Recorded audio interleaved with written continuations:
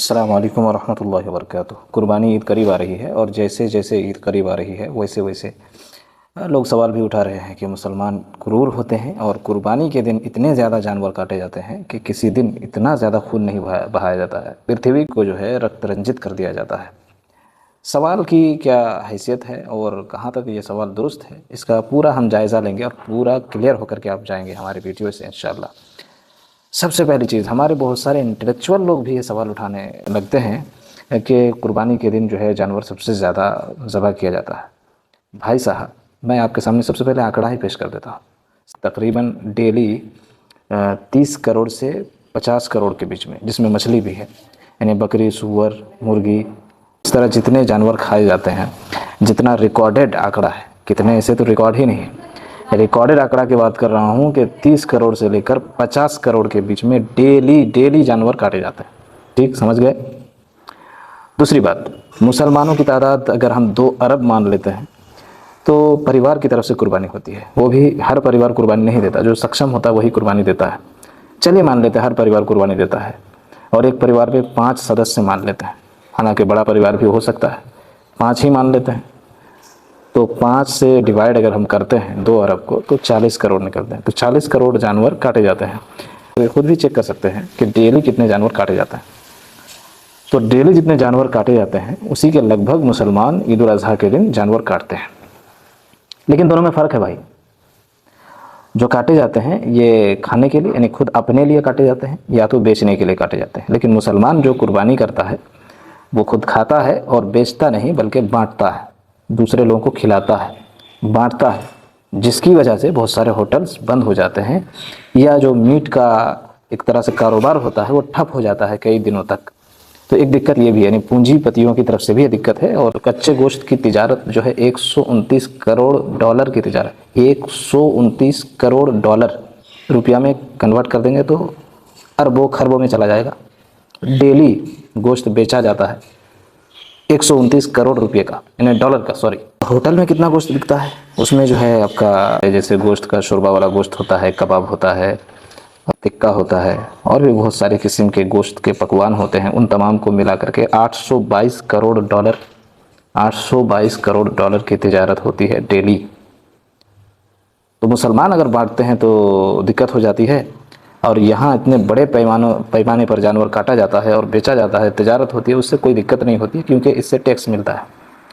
लेकिन कुर्बानी से क्या होता है कि जानवर गरीबों से ख़रीदे जाते हैं, गरीब लोग जानवर पालते हैं, गरीब लोगों से जानवर ख़रीदे जाते हैं, तो उससे क्या होता है कि गरीबों को फ़ायदा हो जाता है। और उसके बाद क्या करते हैं, गोश्त को काट करके गरीबों में बांट दिया जाता है। तो इस वजह से गरीब ही फ़ायदे में रहते हैं, पूंजीपति लोगों को ज़्यादा फ़ायदा इसमें नहीं होता है। इस वजह से वो इसकी मुखालफत करते हैं और गरीबों को अपने साथ मिलाने के लिए गरीब का जो धर्म है उसको बीच में लाते हैं। बहरहाल आगे चलते हैं। हमारे हिंदू भाई और जो लोग वेजिटेरियन हैं वो लोग इल्ज़ाम लगाते हैं कि भाई जीव हत्या क्यों करते हो। पहली बात तो यह कि मुसलमान सिर्फ जीव हत्या में शामिल नहीं है, जीव हत्या में आप भी शामिल हो। और ये मैं आपको अभी बताऊंगा तो आप कहेंगे अरे मैंने ये तो सोचा ही नहीं था। गोश्त खाने के लिए जो जानवर काटते हैं वही जीव हत्या है, या अपनी जान बचाने के लिए जिन जानवरों को आप मार देते हैं, जिनका एहसास तक आपको नहीं है, वो भी जीव हत्या है। आप मच्छर को मार देते हैं, मक्खी को मार देते हैं, आपकी फसल में जो कीड़े मकोड़े लगते हैं उनको आप मार देते हैं। आप जो है कई एकड़ की ज़मीनों में हल चलाते हैं, पानी देते हैं, उसके बाद जो है आप छिड़काव करते हैं, कीटनाशक दवाइयों का छिड़काव करते हैं, कितने कीड़े मकोड़ों का घर उजाड़ते हैं आप, कितने जानवरों को मार देते हैं। तो जीव हत्या तो आप भी करते हैं। एक भी सब्ज़ी बिना जीव हत्या के आपके पास आ ही नहीं सकती है, नामुमकिन है। इस वजह से ये कहना कि कोई जीव हत्या से बचा हुआ है गलत है। जीव हत्या मतलब जिसको आप जीव कहते हैं, साइंस जिसको जीव कहता है, उसको लेंगे तो और ज़्यादा बड़े पैमाने पर जीव हत्या हो रही है। जैसे पेड़ पौधे हैं, अनाज के पौधे हैं और सब्जियों के जो पौधे हैं, उन तमाम में जान होती है, उनको भी तो मारा जाता है।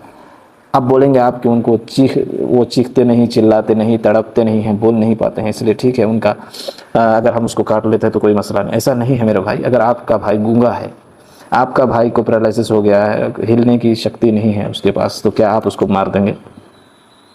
तो ये जो है, दुनिया में रहना है तो थोड़ा सा प्रैक्टिकल होना पड़ेगा। हमारा कॉन्सेप्ट क्लियर है कि अल्लाह ताला ने हमें बनाया है और जो दुनिया में सारी चीज़ें बनाई हैं वो हमारे लिए अल्लाह ने बनाया है। अल्लाह ने हमें इजाज़त दी है, बनाने वाले ने जब इजाज़त दे दी है तो अब उसके सामने हम जो है अपना एक्सक्यूज़ पेश करें तो एक तरह से हम जो है रब पर सवाल उठा रहे हैं। गोया कि हमें रब से ज़्यादा हमें रहम है। हालांकि हम एक पल नहीं जी सकते, जीव हत्या के बिना एक पल हम नहीं जी सकते हैं। हाल हुआ है बंगाल में, जिन लोगों ने लोन लेकर के 5-5, 10-10 लाख लोन लेकर के उन्होंने जानवर ख़रीदा था, उनको बेचना था इस ईद में, ईद के मौके पर मुसलमान ही ख़रीदते, वो गरीब थे, उनको पैसा कमाने का एक मौका मिला था। लेकिन उन लोगों ने जब ये उम्मीद रख करके ख़रीदा था तो अपने जो है बाज़ार पर ही पाबंदी लगा दी। किसका नुकसान हुआ? मुसलमानों का कोई नुकसान नहीं हुआ, बल्कि मुसलमानों के पास और भी ऑप्शन है। बल्कि कुर्बानी अगर मुसलमान नहीं कर सकते हैं तो ना करें। शरीयत ने ज़बरदस्ती नहीं की है। शरीयत ने, हमारी शरीयत बड़ी आसान है और हम जो है क्यों लड़ते हैं? लड़ते इसलिए है क्योंकि हमारा यह अधिकार है, और एक अधिकार से आप वंचित करेंगे तो आपको और ज़्यादा जुर्रत हो जाएगी और भी दीगर अधिकारों पर आप उंगली उठाने की कोशिश करेंगे। इसलिए हम एक कदम पीछे हटने को तैयार नहीं। लेकिन इस बार मुसलमानों ने पीछे हटना स्वीकार कर लिया है। मुसलमानों ने ऐलान कर दिया है कि हम इस बार गाय की कुर्बानी नहीं देंगे। ठीक है, आप खुश हो जाइए, अब परेशान होने की ज़रूरत नहीं। लेकिन मेरी गुजारिश कि जो लोग गाय पाल रहे हैं उन लोगों के लिए आप कुछ कीजिए। और एक चेतावनी है कि आप गाय पर अगर पाबंदी लगा देंगे तो देखिए भाई, गाय हमेशा दूध नहीं देती है। किसी न किसी मरहले में जा कर के उसको दूध उसका बंद हो जाता है, बच्चा होना बंद हो जाता है। उस वक्त उसका क्या करेंगे आप? जब हर कोई ज़िंदगी भर उसको खिलाए पिलाए, अपने दूध से फ़ायदा कितना होता है, उसको खिलाने पिलाने में भी तो खर्चा होता है। जिस पीरियड में वो दूध नहीं देती है उस पीरियड में भी खिलाना पिलाना पड़ता है। तो एक गरीब आदमी कितना दिन खिलाता पिलाता रहेगा? खिलाता पिलाता इसलिए है क्योंकि उसको बेच करके पैसा मिल सकता है। लेकिन जब आपने पाबंदी ही लगा दी तो सिर्फ दूध के लिए कोई जानवर इतनी जल्दी नहीं खरीदता है। तो एक तो यह है कि जानवर पालने वाले कम हो जाएंगे, गाय पालने वाले कम हो जाएंगे, कन्फर्म है। अब जब गाय पालने वाले कम हो जाएंगे तो दूध की कीमत में उछाल आएगा, ये समझ लीजिए आप। और सिर्फ दूध की कीमत में नहीं बल्कि चमड़े से बनने वाली हर चीज़ की कीमत में उछाल आएगा। और जो सब्ज़ी खाने वाले हमारे भाई हैं, वेजिटेरियन हैं, आप बड़े खुश हैं इस ऐलान से ना। आपके भी दिन जो है अच्छे दिन आने वाले हैं, क्योंकि देखिए गोश्त जो खाने वाले थे वो शिफ्ट होकर के कहाँ जाएंगे? सब्ज़ी में आएंगे। रोज़ाना चिकन तो खाएंगे नहीं, रोज़ाना मछली, ठीक है, हफ्ते में एक दिन मछली, एक दिन चिकन, एक दिन अंडा।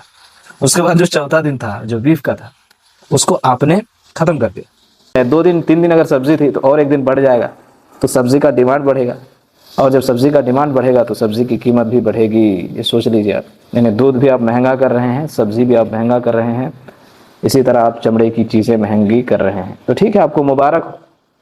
अगर आप ये तकलीफ़ सहने को तैयार है तो आपके साथ हम भी कंधे से कंधे मिलाकर चलने को तैयार है। लेकिन बाद में बोलना नहीं कि मुसलमानों ने संतुलन बिगाड़ दिया। संतुलन आप बिगाड़ रहे हैं।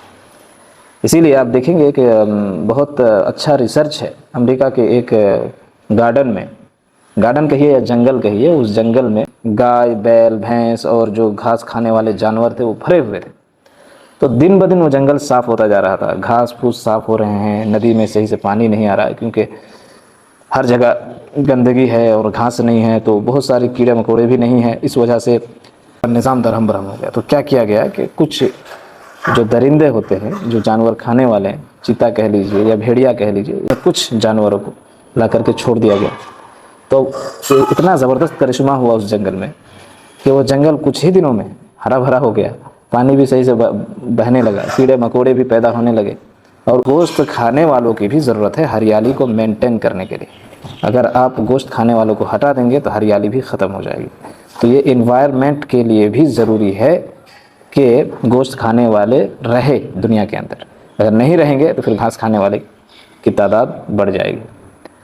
तो उम्मीद है कि आप इस पर सोचेंगे और सिर्फ एक धार्मिक एंगल लेकर नहीं चलेंगे, बल्कि आप थोड़ा सा आसपास भी देखेंगे कि आप भी जीव हत्या कर रहे हैं और जीव हत्या के बिना कोई नहीं जी सकता है। तो जीव हत्या की एक शक्ल ये है जो आपके लिए नॉर्मल हो चुकी है, और दूसरी शक्ल मीडिया में उसको भयानक बना करके पेश कर दिया गया, इसलिए आपके लिए वो नॉर्मल नहीं है लेकिन हमारे लिए नॉर्मल है। तो आप अपने बारे में सिर्फ सोच रहे हैं, दूसरों के बारे में नहीं सोच रहे हैं। अगर आपको ये चीज़ लगती है कि मुसलमानों का दिल, और मुसलमान क्या, यहूदी ईसाई सभी लोग खा रहे हैं, तो कहने का मतलब ये है कि कुछ लोग हिंदू धर्म में भी नहीं खाते हैं, लगभग 30 से 40% होंगे। उनको लगता है कि बहुत क्रूरता है तो वो उस वक्त भी सोचे जब वो मच्छर को मार रहे हों, मक्खी को मार रहे हों, कीटनाशक दवाइयों का छिड़काव कर रहे हों, उस वक्त भी उनको सोचना चाहिए कि ये भी क्रूरता है। ये नॉर्मल इसलिए लगता है क्योंकि वो कर करके आदी हो चुके होते हैं। तो हम भी चूँकि गोश्त खा खा के आदी हो चुके हैं, इसलिए हमारे लिए वो भी नॉर्मल है। ये सिर्फ आदत की बात है।